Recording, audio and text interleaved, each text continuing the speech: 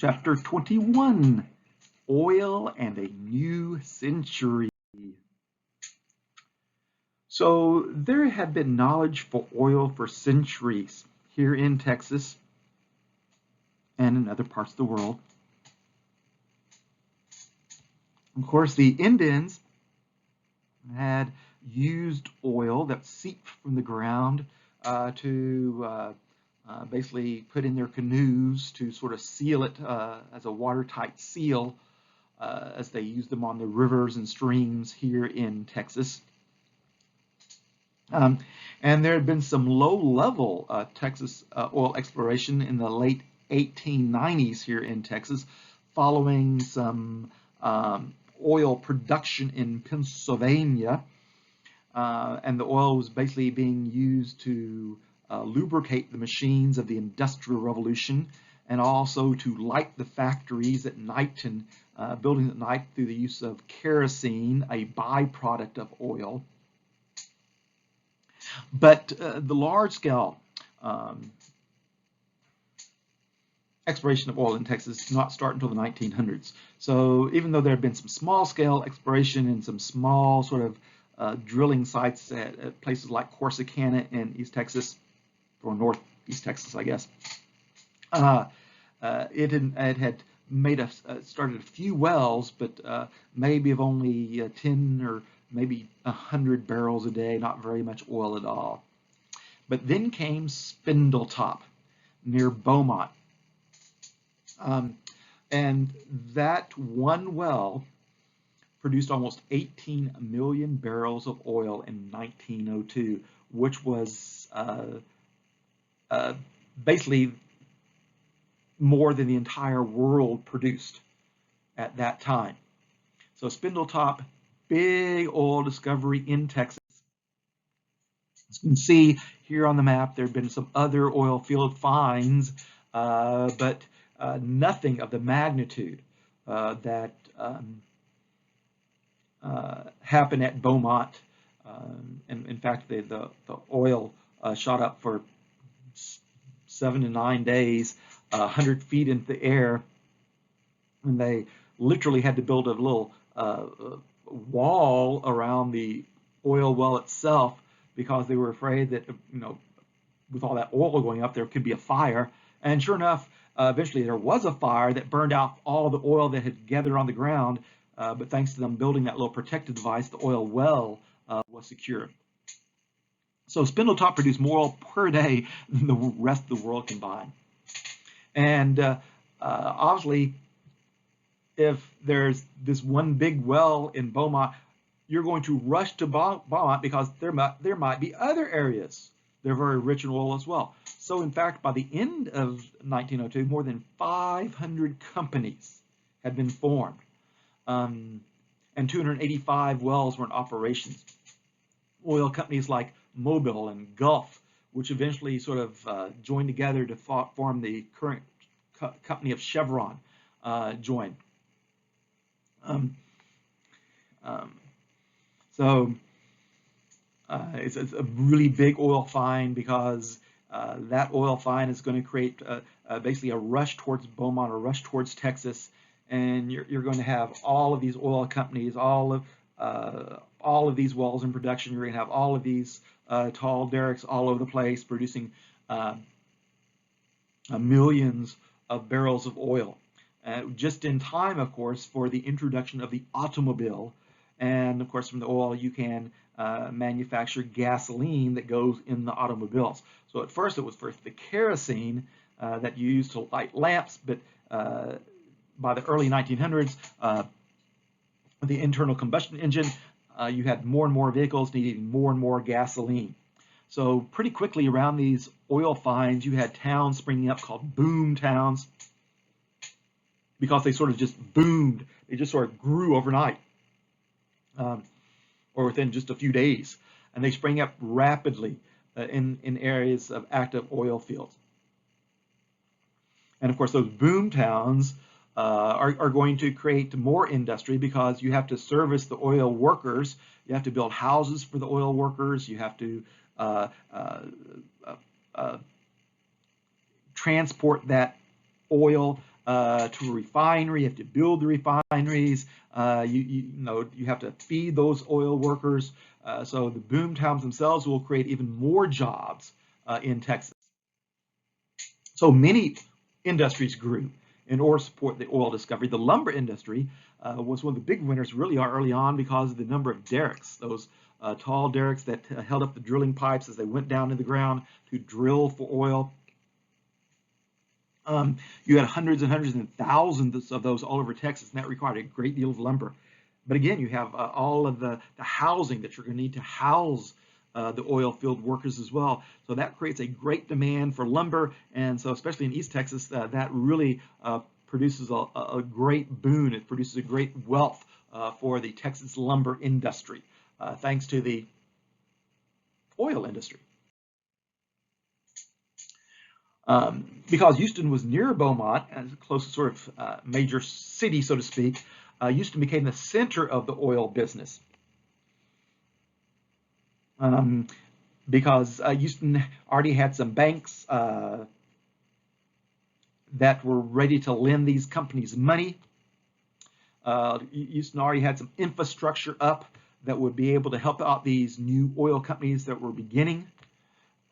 And so for those reasons, Houston sort of became the center of the oil industry. And then by 1914, with the completion of the Houston Ship Channel, products could be shipped to the United States and international ports. So the oil that was basically brought to the surface here in Texas could now be shipped all over the world.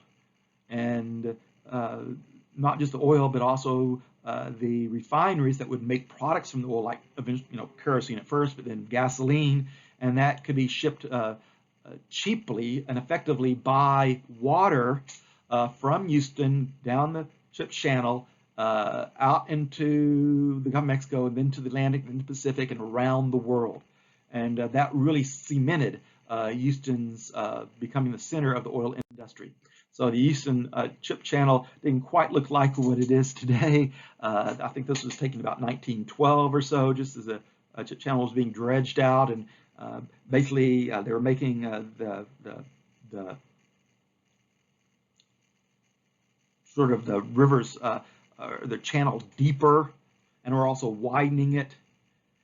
So of course, within, I think this is 1914, when open, you can start to see how it's going. The Houston Ship Channel is going to be. You have these large ships starting to line up. You have the dock facilities, and you have transport facilities, and of course, that's going to really impact the Houston economy. Dallas also became a hub for manufacturing because the oil fields and oil workers, the oil companies had to have certain products to drill the wells. They had to have piping. They had to have oil pumps. All these had to be produced, and Dallas became the sort of center of manufacturing. And later, it also becomes a center for banking, insurance, and legal services for the oil industry. And of course, if you're banking for the oil industry and having insurance and legal services for the oil industry, pretty soon, as a bank, you have money to lend to other people, not just the oil industry. So pretty soon you're loaning money to other industries. If you're in insurance, you're not just insuring the oil derricks or the refineries. Now, of course, you have many other things to insure as well. And so you start to have sort of this boomerang effect. You start to have this growth effect that you have more and more industries creating more and more jobs and more wealth for the state of Texas. So the population of Texas grew substantially between 1900 and 1920, in just 20 years, because of the new job prospects. So people were moving into Texas from other parts of the United States because of the oil industry. And of course, because of the oil industry, you needed more people in the lumber industry. And then, of course, then you need more people in the transportation industry, and so forth and so on. So you create more and more jobs. A large number of European immigrants were coming into Texas, some becoming farmers, but also some settling in the cities as well. So you have this continued, one of the sort of themes that run through Texas is this immigration. Texas really starts out with when the Anglos start to immigrate to Texas, and then from then on you have a constant stream of immigrants from other places coming into Texas. So immigration people coming from other areas of the United States, people coming from other parts of the world, have been a part of the Texas story for hundreds and hundreds of years, and they continue to be. So you can see the Texas population is growing pretty rapidly.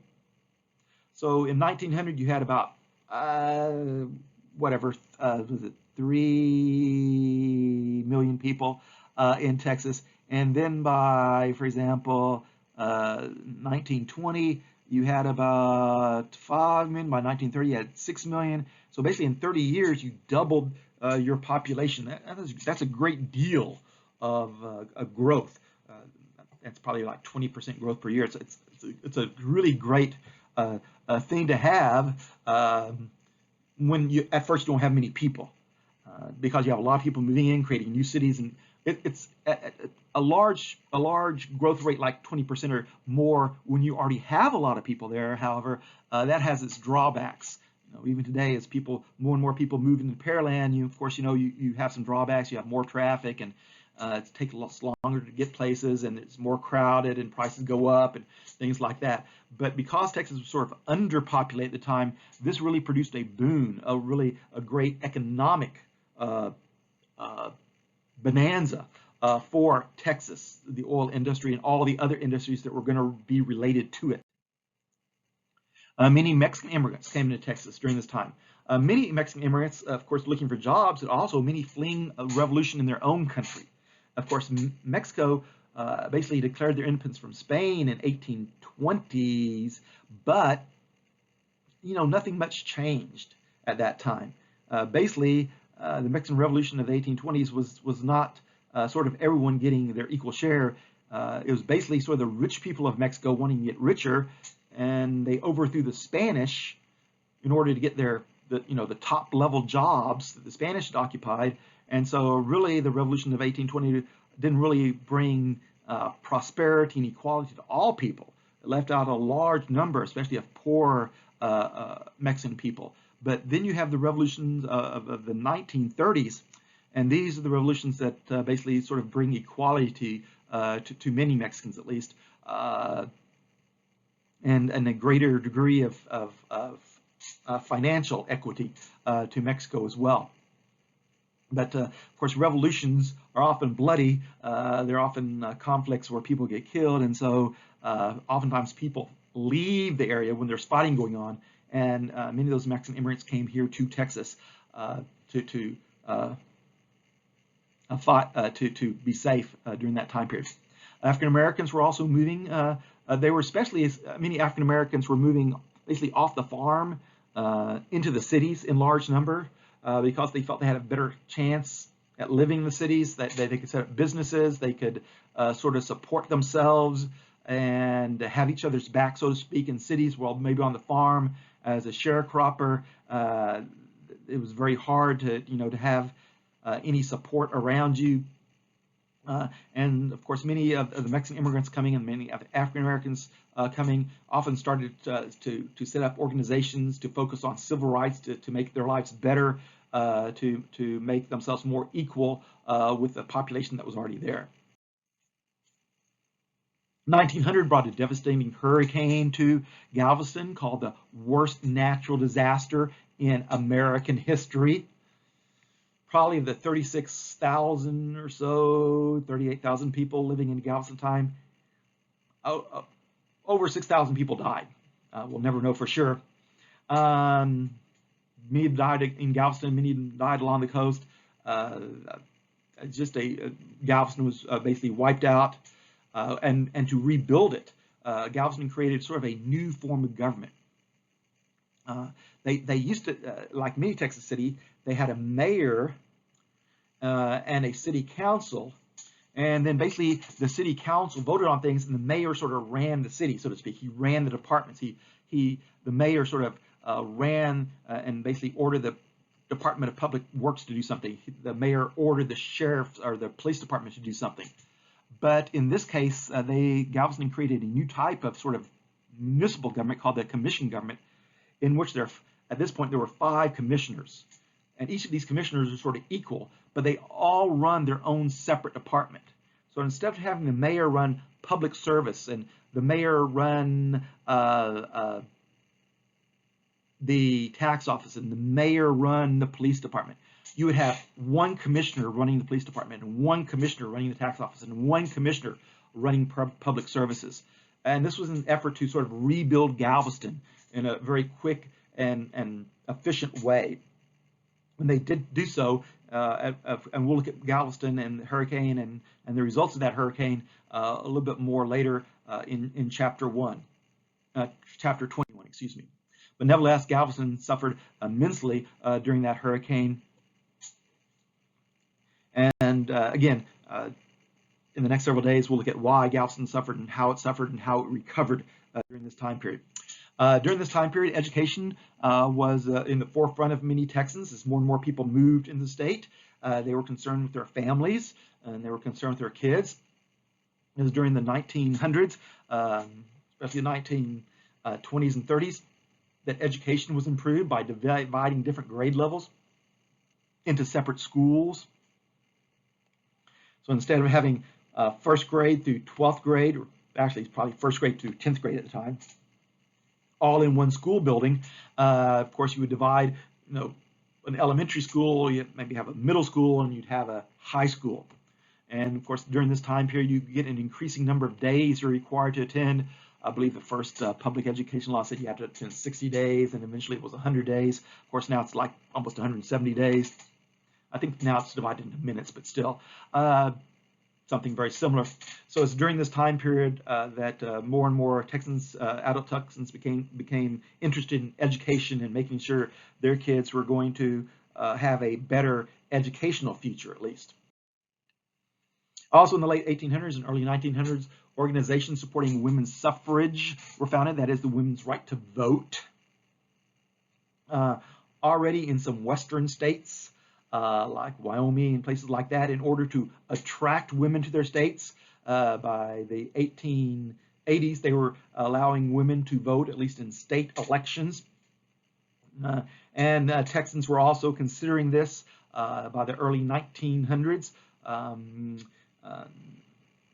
For a number of different reasons that, again, we'll look at more closely during this week time. However, just as Texans were allowing women to vote in our primary elections, that is, in elections to sort of determine who's going to be the main candidate for office, the United States stepped in, and the 19th Amendment to the Constitution was passed, which allowed women the right to vote in national elections. So once women had the right to vote in national elections, they basically got the right to vote in state elections as well. A campaign also to ban alcoholic beverages began in Texas in basically the 1880s and 1890s. The progressives are people who want to progress. They want to make life better for Americans in many different ways, they believe. And they believe that alcohol was at the root of many of society's problems. They believe that especially women were hard hit by the problem of alcoholism. Men often drank and came home and beat their wives and beat their kids, but even more so, at this time, basically guys on the job were paid once a month or once every 2 weeks in cash. And what often happened was the guys got their pay in cash, and as they sort of went home that day, they stopped by the saloon and started drinking heavily, and then they got involved in gambling, and by the time they got home the next day or maybe 2 days later, they didn't have any money left. And it was very hard for the woman to run the house and take care of the kids with no money. So even if there was not like physical beating going on, it was very hard for women to cope with meager resources, very little resources, because of what had happened to the money because of the drinking and alcohol and gambling that was associated with alcohol that was going on. So the women's temperance movement, again, temper does not mean that you're mad. It means to control yourself. It means basically moderation. At first, the women's temperance movement here in Texas tried to pass laws to control the drinking, and then when that didn't work, they asked for basically a statewide prohibition, that is, stop drinking at all. That is, that you not allow alcoholic beverages to be drunk in Texas. And that statewide prohibition law went into effect in Texas in 1918, just shortly before there was a national prohibition law which prohibited the sale, the sale and transportation and distribution of alcoholic beverages. It never really said it was illegal to drink. It just said it was illegal to make it, transport it, or sell it, which means you're welcome to drink all you have, but once you run out, you're not going to get any more, basically. And so again, these laws were seen as something that would help the family and especially help women out as well. Unfortunately, there were some laws that didn't help people out, and that was called the poll taxes. And the poll tax was basically a tax when you went to vote, because voting does cost money. It costs money to run elections. It costs money for people to sit at the table when you come in and make sure that you say who you are. It takes money to print the ballots. It takes money to transport these ballots, and it takes money to pay people to count the ballots. So elections cost money. And one way that Texans had and others had of paying for that was something called a poll tax. So you paid when you came to vote. However, this was used in a very unfair way here in Texas and in some other states. It was basically used to keep minorities from voting, and especially here in Texas, because again, for a long time, blacks were associated with Republicans here in Texas, and Democrats, once they regained their power after Reconstruction, never wanted to leave that power again, never wanted to get voted out of office again. And one way of doing that was by stopping Republicans from voting. But again, it's sometimes it's hard to tell who's a Democrat, who's a Republican, etc. But for a long time, the blacks in Texas were sort of very loyal Republicans, and so if you could stop blacks from voting, you knew you were stopping a Republican from voting. So the poll tax was basically applied very unfairly. So if, for example, if you were, say, a white guy and you went to the polls and the guy there recognized you and they recognized that you were going to be, voting Democratic, and you said, well, I don't have any money to vote. I'm sorry. I guess I can't vote. And the poll guy would say, no. Oh, we passed an law. No. There's a new law that says, if your grandfather was able to vote, you're able to vote without paying. And so the white Democratic guy gets to go vote, and then he leaves, and then the black guy comes in and says, oh, I'm here to vote, but and they go, well, first you have to pay us. And the black guy's, well, I don't have any money. Can I vote just like that other guy? He didn't have any money either. And the poll guy would say, oh, I'm sorry. Yeah, that guy could vote because his grandfather could vote. How about your grandfather? Could your grandfather vote? Oh, that's right. Your grandfather was a slave. I guess you don't qualify for that exemption. I guess you'll just have to pay us or not vote. And so for many blacks, the amount of money that you'd actually have to pay to vote, that could buy food for your family for an entire week or more. So faced with voting or letting your family starve, most people would, forget about voting and, feed your family. That's just the decent, that's just what people would do. Any decent person would do, at least. And so that was certainly one way of trying to stop minorities from voting. And again, in many ways, this was aimed at minorities simply because at first they were basically voting Republican. And the Democrats in Texas here wanted to remain in power. Same way with the Jim Crow laws that we had here, which are basically segregation laws here in Texas that basically separated blacks and whites and basically tried to make blacks feel like second-class citizens. And again, that was to sort of distance them from any political opportunities they might try to think they might have. And again, that was simply because that many blacks were basically loyal Republican voters. And one way to make sure the Republicans didn't win was to stop them from voting. Many Mexican immigrants, however, were also discriminated here in Texas. Many Mexican immigrants became migrant workers. They came in and out of Texas, especially during, for example, fruit picking season and other seasons. They would come in and they would work here in Texas. And sometimes they go back to Mexico. Sometimes they go to other states, depending upon what maybe some other crops they would pick. And some of these farm workers would basically go from state to state to state during different times of the year to pick different crops, and that's how they would make their money and live. But many of the migrant workers here in Texas eventually settled along the migration routes that would, again, allow them to move to other states. but also helped for the Texas farming industry and Texas citrus industry and Texas fruit industry thrive. Meanwhile, the Tejano population in South Texas had grown, and unfortunately, violence sometimes broke out near the Rio Grande between Anglo groups and Mexican groups, Tejano groups, over many different things, as we'll look more closely at in chapter 21. So Mexican Americans and Tejanos face similar discrimination and segregation as experienced by African Americans. Not exactly the same. So it really depended upon the area of Texas that you lived in. So in some areas, for example, Tejanos or Mexican Americans, they went to segregated school. They went to sort of a Mexican school, a Tejano school, and then you had maybe down the street you might have a black school, an African American school, and then maybe up the street you might have the white school.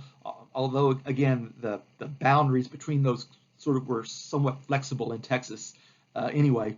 But nevertheless, both of these groups eventually formed organizations to fight discrimination and try to get equal rights here in Texas. And we'll look at those organizations, and we'll look at those fights for equal rights and fights against discrimination in the coming weeks as we look at Texas history progress into modern time periods.